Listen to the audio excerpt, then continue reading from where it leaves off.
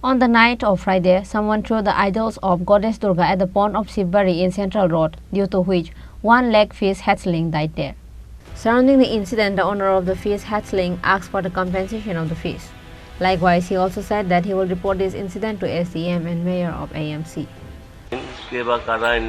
কতগুলো স্ট্যাচু এবং কিছু মূর্তি আইনা জলের মধ্যে ফেলানো হয়েছে।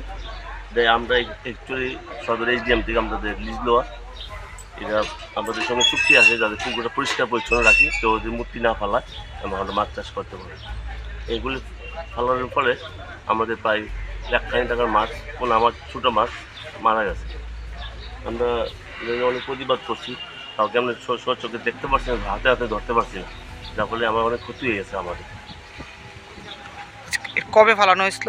এটা গত শুক্রবার দিন বিকালবেলা দিয়ে। আপনার কাউকে জানানো হয়েছে এটা নিয়ে? আমরা একটু অফিস খুলবো কালকে, আজকে আমরা অফিস খুলবো, আমরা অ্যাপ্লিকেশন দিব HDM স্যারের কাছে দেখা করবো কালকে।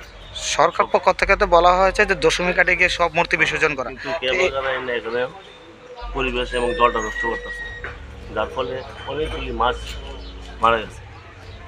একটা দুর্গন্ধ বেরিয়ে গেছিলো চতুর্দিকে, মাছগুলি পরিষ্কার করা হয়েছে।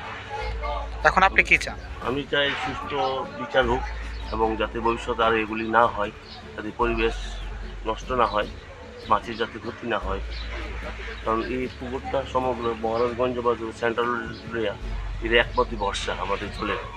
এগুলি নষ্ট হয়ে যায়, মানুষ স্নান করতে পারতেছে না, অনেকগুলি ক্ষতি গেছে আমাদের এলাকায়। কিছু দুষ্ট লোক এগুলি চক্রান্ত করে করা হইতে পারতেছে না। কী নাম আপনার? আমার নাম কৃষ্ণকান্তি শাহ। কি হন মানে পুকুরের আপনার? নিয়ে আমার নামে লিস্ট করা আছে, লিস্ট দেওয়া আছে। Bureau Report, Chini Khorang.